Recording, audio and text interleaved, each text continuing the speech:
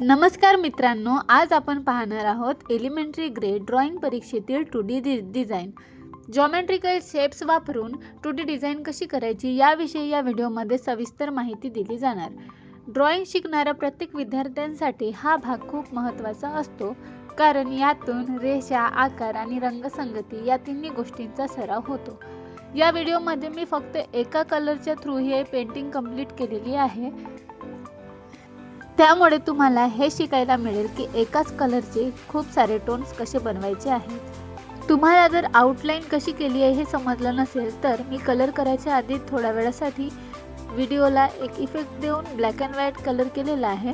तर तुम्ही त्याला पॉज करून स्क्रीनशॉट घेऊन ड्रॉ करू शकता, किंवा तुम्हाला जर यापेक्षा सोपी ड्रॉइंग ड्रॉ करायची असेल तर तुम्ही ते ड्रॉ करू शकता. जॉमेट्रिकल शेप्स म्हणजे मॅथमॅटिक्सवरील आधारित आकार, जसे की square, rectangle, triangle, circle, semi circle, hexagonal. मी इथे फक्त ट्रायंगल आणि सर्कलचा वापर केलेला आहे आणि लीव्सचा वापर केलेला आहे, आणि यामध्ये मी लाईन्सचा सुद्धा वापर केलेला आहे पार्टेशन करण्यासाठी. हे सगळे आकार जास्तीत जास्तपणे वापरले जातात. या आकारांच्या मदतीने आपण वेगवेगळे डिझाईन तयार करू शकतो. तुम्ही जसे बघू शकता की यामध्ये मी सर्कलचा वापर केलेला आहे, पण तीनही सर्कल सेम साईजचे नसून त्यांचा आकार लहान मोठा केलेला आहे. ट्रायंगलचा सुद्धा तसाच, दोन्ही ट्रायंगल सेम साईजचे नाही आहे. म्हणून त्यामुळे जेव्हा तुम्ही एखादा ऑब्जेक्ट किंवा एखादा शेप यामध्ये ॲड करणार तेव्हा साईज सेम असला पाहिजे हे जरुरी नाही, साईज वेगवेगळाच घेतला पाहिजे. डिझाईन काढताना सरळ रेषा, सिमेट्री आणि बॅलन्स याकडे नक्की लक्ष द्या. डिझाईन काढल्यानंतर सर्वात महत्त्वाची गोष्ट म्हणजे रंगसंगती.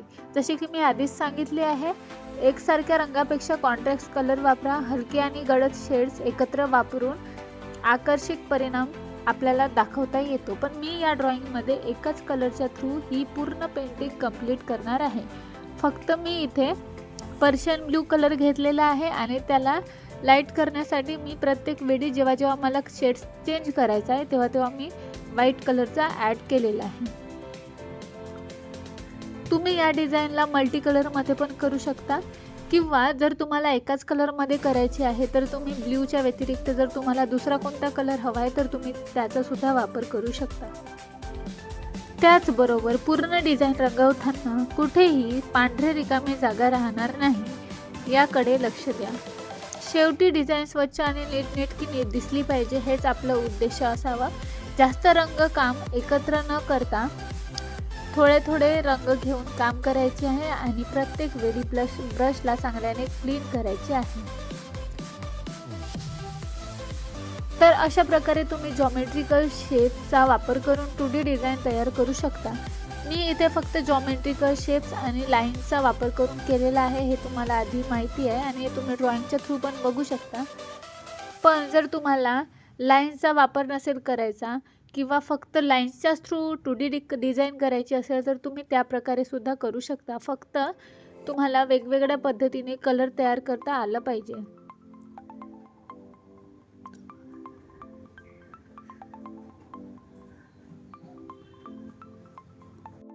तसेच जॉमेट्रिकल शेप म्हटले किंवा कोणताही शेप जरी घेतला तर त्यामध्ये कलर करताना शार्पनेस दिसली पाहिजे. यासाठी खूप घाईने कलर करू नका, हळूहळू कलर केल्याने सुद्धा ते व्यवस्थित होते.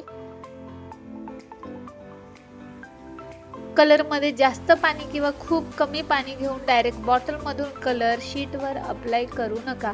खूप साऱ्या स्टुडंटला मी असं करताना बघितलेले की डायरेक्ट बॉटलमध्ये ब्रश टाकतात आणि मग शीटवर अप्लाय करतात. यामुळे काही ठिकाणी जास्त कलर लागतो आणि काही ठिकाणी कमी, आणि त्यामुळेच पॅचेस दिसायला लागतात. जर तुम्ही योग्य त्या प्रमाणात पाणी आणि कलरचा वापर केला तरच तुमचे कलर फ्रेश दिसतील आणि ड्रॉइंग सुद्धा आकर्षक दिसेल. या व्यतिरिक्त सुद्धा मी एलिमेंटरीसाठी 2-3 ड्रॉइंग्स अपलोड केलेले आहेत 2D डिझाईनच्या. आणि इंटरमिजिएटच्या एक्झामसाठी जरी तुम्ही प्रिपरेशन करत असणार तर लास्ट इयर इंटरमिजिएटच्या एक्झाममध्ये डोर डिझाईन हा टॉपिक आलेला होता, त्यामुळे मी त्याचासुद्धा एक सेपरेट व्हिडिओ बनवलेला आहे. एका व्हिडिओमध्ये आउटलाईन कशी करायची हे सांगितलेलं आहे आणि दुसऱ्या व्हिडिओमध्ये कलरिंग कसं करायचं ते सुद्धा एक्सप्लेन केलेलं आहे. तुम्हाला जर एलिमेंटरी एक्झाममध्ये ए ग्रेड पाहिजे असेल तर मी असं नाही म्हणत की फक्त माझे व्हिडिओ बघायचे, पण तुम्ही एखादा टॉपिक समजून त्याची घरी रोज प्रॅक्टिस केली तरी तुम्हाला ए ग्रेड नक्की मिळू शकतो. आणि 2D मधला सगळ्यात मोठा नियम, एकाच जागी खूप वाईट करणे म्हणजे 2D कंप्लीट करणे नव्हे. जसं तुम्ही या व्हिडिओमध्ये बघू शकता, सर्कलच्या चारही बाजूने डार्क कलर आलेला आहे, मग त्यापेक्षा थोडा लाईट, मग थोडा लाईट, मग असं करता करता त्याचे लाईट टोन तयार केलेले आहे.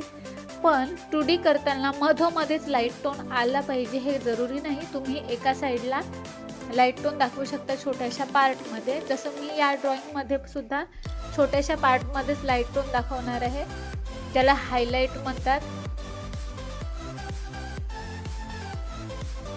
आणि जेव्हा तुम्ही एखाद्या कलरमध्ये व्हाईट कलर मिक्स करता तेव्हा ते ज्यावेळी तुम्ही कलर करता त्यावेळी चांगल्याने मिक्स केलं पाहिजे. कलर करता करता पुन्हा एकदा चांगल्याने मिक्स करून अजून वेगळ्या पद्धतीने कलर करतो म्हटले तर ते कलर पुन्हा जसे बनले होते तसे बनणार नाही, त्यामध्ये थोडे तरी चेंजेस येतीलच.